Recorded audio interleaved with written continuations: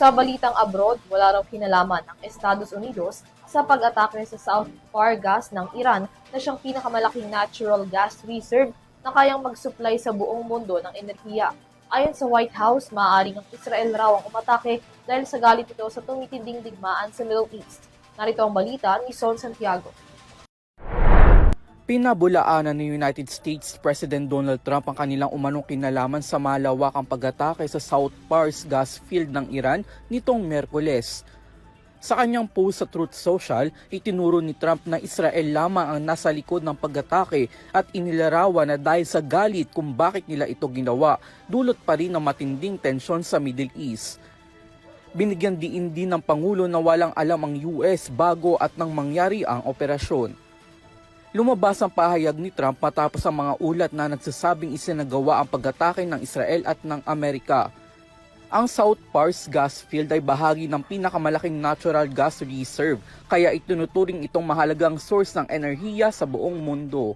Ayon sa Al Jazeera, lulan nito ang tinatayang 1,800 trillion cubic feet ng usable gas at kung ikakalkula, kaya nito mag-supply ng hanggang 13 taon na pangangailangan ng mundo.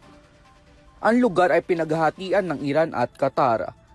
Bilang pagganti, nagsagawa naman ng mga pag-atake ang Iran sa ilang bansa sa Gulf, kabilang mismo ang Qatar, pati na rin sa Saudi Arabia at United Arab Emirates, target ang kanilang mga oil at gas facilities.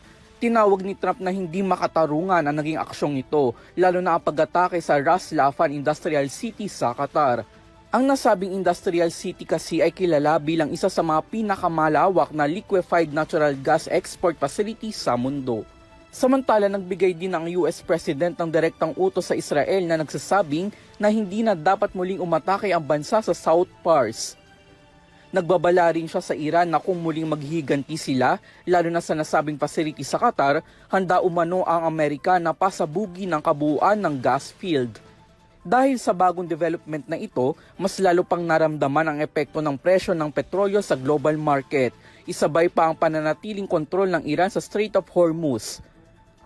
Ayon sa international reports, tumaas lang humigit kumulang 4% ang presyo ng langis, kung saan sumasadsad na ito sa $112 kada bariles. Sa ngayon, wala pang opisyal na komento mula sa Israel kaugnay na naturang pag-atake. Para sa EuroTV News, ako si Son Santiago, sumasaludo sa bawat Pilipino.